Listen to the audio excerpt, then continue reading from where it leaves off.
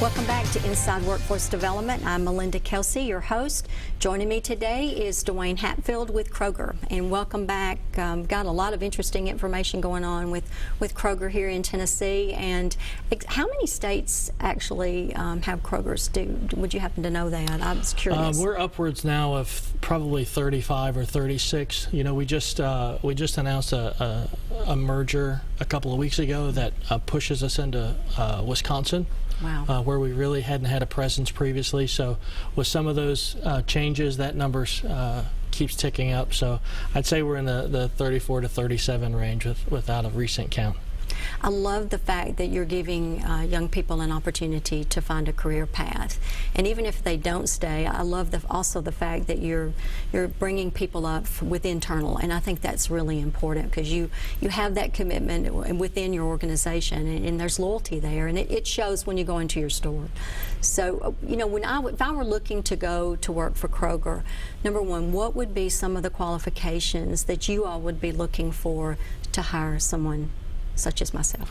Yeah, the great thing about our organization is that we're focused on what we're able to do and what we need to hire. So in the past, you might look at somebody and say, if they have experience running a cash register, that's the person that we want. And where we're at today is, with a company our size and our capability, we can teach you how to run a cash register. And we're really good at doing that, and we do it a lot. And so we can train you on how to run a cash register, or how to work in produce, or how to work in the deli department. The skills that we most look for are really some intangible things like friendliness. And a person's willingness to engage with the people around them, and do you really enjoy doing that? And so we've learned over time that we can teach people how to do the tasks related to their job, but we want folks to be on our team who are really excited about being around others and really being a help to people. You know, because while we're about the business of selling groceries, we really are engaged with our customers every single day. And when you're in a store environment, you see a lot of the same customers, and you start to build that family relationship. They become family. You took the words out of my mouth. They become family. Absolutely. Loyal customers goes a long way. And something else I see, I love the Kroger flowers. I mean, so you have someone else. So if I didn't want to do, or I wasn't capable of running a register, and I really wanted to work in the deli, or I wanted to work in the flowers, so there's all kinds of opportunity within Kroger, regardless of what everybody has their talents. So there's such a variety of things that you all can do. Yeah, and everything that you see that happens in the store happens because of the associates in that store. Sure. And so that's really critical to our success. What goes along with that is, while we have the floral shop inside our store, we also have an organization layered on top of that supports all those stores, that partners with growers in the places that we grow flowers. And so we have an organization that designs a strategy around how we go to market with floral. And so we do a really good job as a company of sometimes making things look easier than they are, but we have this entire structure around making those things work in ways that are meaningful to our customers. And that just goes back to the opportunities for advancement that we were talking about earlier.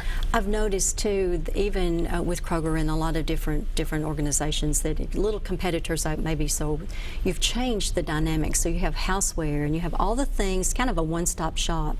When I go to the grocery store, I used to think bread and milk. Now I can get basically anything that I would need to make a meal. I don't have to go to another store to do that. How's that changed the culture within Kroger, and how do you remain competitive in that market? Yeah, you mentioned a couple of things that are pretty significant changes for us over the last few years. And one of the great things about Kroger is that we've really been innovating from the very beginning. You know, even back, when the company was founded in 1883, we've been innovating ever since then. And so it brings excitement to not only the customer base, but it brings excitement to the associate base as well, because we like new things and we like kind of being on the cutting edge of things. You know, one of the things that we're doing right now in a couple of our stores that we've introduced here in Nashville is online shopping. And so it's called ClickList. And I'll have to remember that one.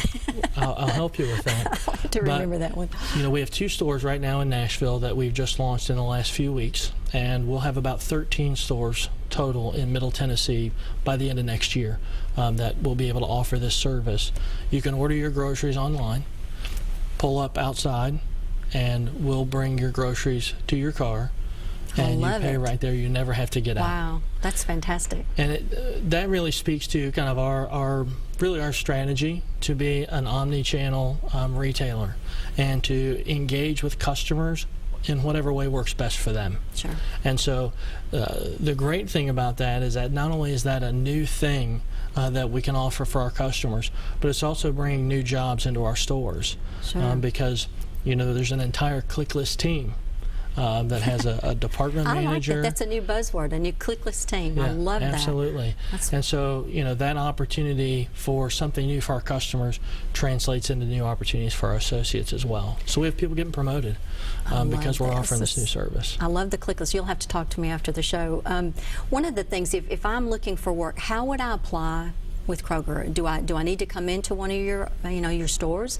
Do I go online, or how would I apply if I was interested in any of the positions? Yeah, the best way is to go to jobs.kroger.com. Okay. And so we post all of our positions that we have openings for out on the internet, and jobs.kroger.com is really the vehicle that we use to funnel all of our applications through. When you go to your local Kroger store, you'll likely, in the front end of the store, you'll see a poster that says, here are the opportunities that we have at this store. And you can go in to jobs.kroger.com and apply based on zip code to the store that you want to work in, and you'll see the jobs opportunities that are listed there. Wow. And that helps, I think, because some people want to live in Nashville, and somebody may live in Clarksville and want to work in Kentucky because it's so close. Yeah, so absolutely. That's wow. That's good. That's good information. You know, the great thing too is that you can go into that website through Kroger.com, and you can set up job alerts. So if you said, I specifically am looking for a floral opportunity, and maybe there's not one today in a store nearby, right, you can set up an alert that says, hey, when there's a floral job that comes up, send me an email and let me know about that, and we'll do that for you as well. Wow. Wow. I love the ClickList piece. Now, you and I have to talk about that. One of the things is that it's really important in the state of Tennessee, and you and I have shared this, about individuals without a high school equivalency. What do you require a high school diploma? I know when you're hiring students that are getting their first jobs, of course they don't. Where is Kroger on this? Are you helping promote individuals without a high school equivalency, and how are you doing that? Yeah, so you know, most of our positions don't require a high school diploma or equivalent. You know, as you get farther up into the organization, those requirements do exist.